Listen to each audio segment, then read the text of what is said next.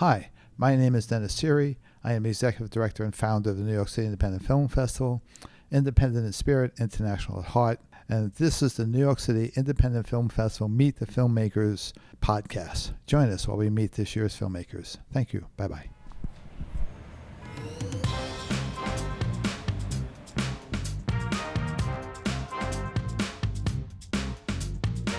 So welcome. Hi to this version of the podcast. So we're here today with Ladi and Bruno. Welcome, gentlemen. Please introduce yourself and tell us a little bit about you.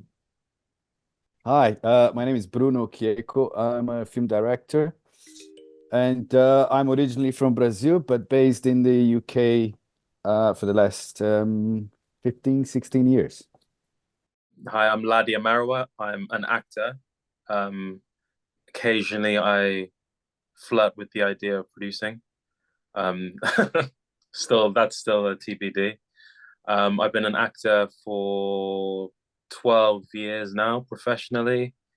I started out in theatre mostly, and then I suppose for the last 8 years or so, I've been mostly doing TV and film. Yeah. Cool. All right. So what made you guys decide you want to be filmmakers? When did that moment happen? I think it's a lot about storytelling. I mean, I've always been a cinephile, so I've loved. I can still remember the first ever film I watched, which was Labyrinth, with David Bowie in there. And I was a kid, I was a little kid, and it always fascinated me. But also, besides loving cinema, I think filmmaking, I think cinema has a power, the storytelling power that I think is incredible. It's something that is very human as well.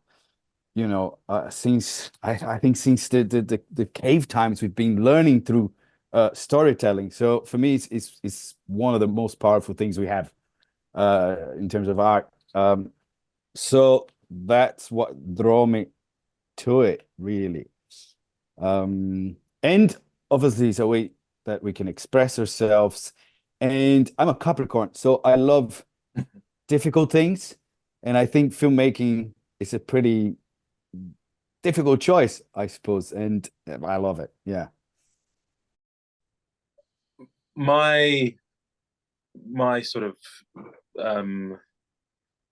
I fell in love with acting at quite a young age.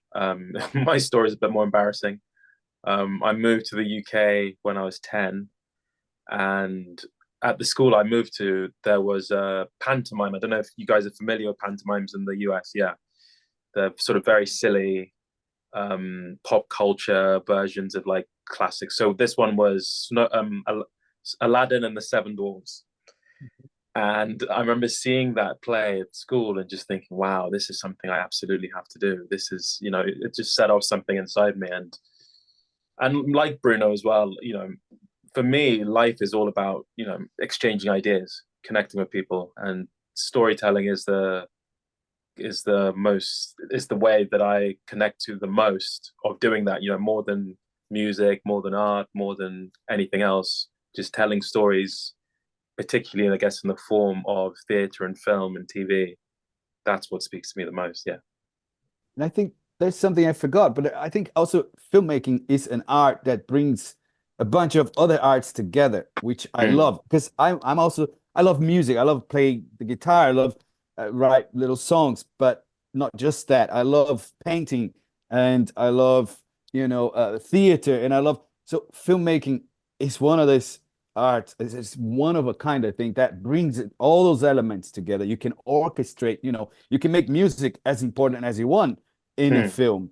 You can, obviously the performances, obviously the photography, the cinematography of it. So you can bring a lot into it, which I think is a beautiful thing. It is. I have no agree with you. Yeah.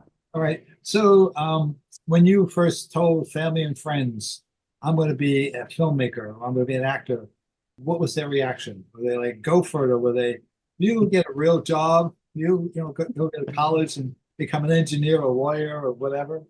What was their reaction? Yeah, I'll take that as first as well, because that was Yeah, I mean, until like maybe what, 4 years ago, my parents were still like, "Are you sure you don't want to go and study IT?" And I'm like, "Do you even know me? I mean, I have no business with computers. Like, I use it to write and to, watch stuff. I mean, I could never sit through an IT university course, and but they were still so there was no support whatsoever. Um, yeah, I think also coming from Brazil, economic situation there is always slightly bad. So you, from a young age, you get told to pick careers that will eventually make you money. So art, it's out of the picture, and even more so with film because it's not just you in a studio painting with cheap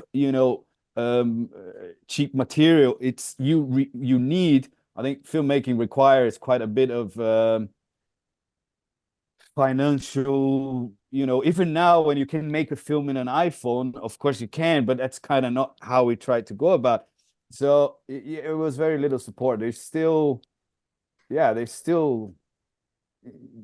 doubting. I don't know. They're still now it's a bit easier. Now they're like, well, okay, you're doing your thing, so I support myself making films, which is, so, but they're still, yeah. I mean, I need, until they see somewhere the big cinemas with big, then I think they're always going to be worried. I mean, bless them. I mean, yeah, it's funny. I come from I'm from Nigeria, and so I don't know if you know many Nigerian actors, but most Nigerian actors probably have another degree as well. They're probably fully qualified architects, lawyers, engineers. And I studied law before I was allowed to follow my passion. Um, and getting into, I think it's that thing, it's just fear, isn't it? Your parents, kind of the fear of the unknown. It's not the thing, it's not the path that's trod by most people. And it took a long time for about 5 years my parents would be like, oh yes, he's a trained lawyer, he's a trained lawyer. It's like, no, I'm an actor. No, he's a trained lawyer. It wasn't until I got that, like, I got a quite a sort of big splashy job where they could actually point to something that they finally feel comfortable that where it's saying actually he's an actor. Right. We made it in spite of it all. Exactly. Yeah. We're still here. Yep. All right. So do you guys have a support group? I mean, you're in London, so I'm sure you do, but is there a support group of actors, artists that you call your tribe, your group? Do you guys have that? Think so. I think little by little when I started it was pretty lonely because how do you start being a director? How do you get like even more so not being from here? Because I think as a kid you grow up in a place and then you make friends and then you might make friends that are that you connect in terms of we love film, you also love film. But I came here with like when I was 20 and I didn't know anyone. So I was just doing random jobs and whatnot. So it took me a while, but I think now, since a few years, then you make friends with cinematographers and with actors, and we are often helping each other and crewing up each other's films and jobs. And I think now I can say that, yeah, I mean, to the point that films are now coming out because of that, only because we do have that, they come in to shoot for free on your film and then you go and help out AD their film for free. And I think, yeah, 100% you need that. Otherwise, you can't make films alone, really. Right. Okay, but you found that. You finally found it. Yeah, I think we did find it. And also in terms of mental health, it really helps. Because when you're, more often than not, when you're struggling, everybody else is kind of struggling as well. When the industry is kind of, you kind of rely on each other. Like, so definitely you need that. Yeah. I think it's a tough one, because on the one hand, I went to acting school, and so in London as well. So a lot of my friends who are still here are actors, and so there's that network. Amongst us as well, there are a few who branched out into writing, into filmmaking, and other capacities. So we have a sort of collective of us who sort of, especially at the beginning we were making a bunch of short films together, and for me as well, I'm interested in. I've been developing some work with a writer in Nigeria. So that sort of stuff is always ticking in the background. But at the same time, as we've gotten further on in life, people have started to peel away. You know, the attrition. It's people, and somebody once said to me that, like, you know, filmmaking is just a game of attrition. You know, who can wait it out the longest before the next person. And so a lot of my friends have kind of, I guess, fallen to the wayside. You know, they've had kids, and their priorities may have changed. So it has been difficult, actually, for me. I found to sort of keep a peer group of people who still feel inspired, still feel motivated, still don't feel entirely disillusioned or burnt out by this industry. Because, you know, as I'm sure both of you can attest to, wild things can happen all the time. They do happen all the time, you know, things that make you good, you know, you sort of pour years of work into something that just kind of disappears down a black hole. But yeah, I think it's for me, it's just really it's a mixture of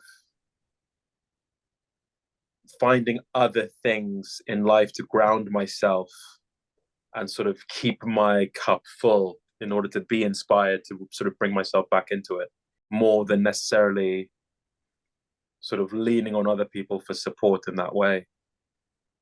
Okay. So whose idea was it, and how did this movie come about? How did that start? Yeah, that is it's a long version, but there's a short version as well. So the short version is that I bumped on Celine New Year's Eve in Mexico a couple of years ago, and we hadn't seen each other for a while. We knew each other from my time working as a bartender, trying to direct, and she was a hostess in that same place, trying to act, and then we bumped into each other in years later in Mexico. And then we should do something together. Yeah, no problem. So another couple of years went by, and then right after COVID, we started writing a film together around this time, but then COVID hit, and we all kind of separated for a bit. And then we met again right after COVID, and I think Celine then had her father had passed, and she also had a breakup around at the same time. One of those times in life that everything just becomes overwhelming. So she started writing a story that was the basis for the story of this film, and she sent it to me. And obviously, I connected with the material because I too had been going through my own, things at the time, right after COVID. So I guess everyone was going through things, and I also have had a sort of a weird sort of relationship thing with an ex-girlfriend in a cottage a few years ago. And so I was like, oh, this is all kind of so we then set out to really finesse the script. So we ended up then changing quite a bit of it and reworking it for about 6-7 months until we then had the finished script. But that is it. And how did you end up involved, Ladi? Well, it's funny. Celine and I'd auditioned for a play that Celine had secured the rights for, to put on in London, and we had gotten pretty far down the road with it. We were about to put it on, and then for one reason or another, she decided that the venue wasn't right. But we got on really well, and we worked really well together. And so she sent the script to me and said, "Would you be interested in doing this?" And I read it and I loved it, and was like, "Yes, please." All right, so the next question I have is I kind of put them together. What was the hardest part and what was the most fun part of this project? I think the hardest is what the hardest bit is for everybody. I think filmmaking and also short films. In terms of short films, I guess feature films is just the same. Just making films is a difficult enterprise regardless, right? So getting the money, getting the funding together was a bit tricky. I had to do a little, yes, that's it. For me, that was the hardest bit, was for me to do a little crowdfunding video because I'm horrible in front of the camera. So I had to do the little crowdfunding video with Celine where you sit there and like, hey guys, we've got this script. We really love to, put it, make the film with your help, blah, blah, blah. And I had to do this. It was take after take after take after take until we got like literally 35 seconds of me speaking. That was really hard. But then we got the money. And I think the most fun for me really was working with those two, like the rehearsing part, we did quite a bit. I mean, for a short Mm. film, maybe it was a bit of rehearsing, and I loved it. I loved it. I loved, creating those memories for the characters and seeing the characters sort of bubble up, through them. Yeah, it was really, really amazing. I loved the rehearsal process for sure. It's hard. It's a hard one for me. I think it's as an actor, generally, with TV stuff, you're doing stuff that's sort of it's a bit perfunctory. It's kind of, one of these procedural TV shows where it's more about exposition and the who, all that kind of stuff, which is it pays the bills, but it isn't really drama. So just getting the opportunity to do like a beautiful, deep story about complex, important issues and like, just real acting, basically. It was just such a joy. So every day, every moment of it was just like, oh, thank God, It was a real challenge. It was a really because Bruno had quite a technical, understandably technical approach to how he wanted to shoot it because it was so self-contained in such a small space, and he wanted to make, and he was a bit concerned about it being trying to make sure that it stayed pacey and interesting, and so it was really interesting working in such a specific way. Certainly for the first half of the film, it was a really interesting challenge, but I really enjoyed it, and I think it really paid off actually. Yeah. My concern with the film was that it's two people in a room, basically.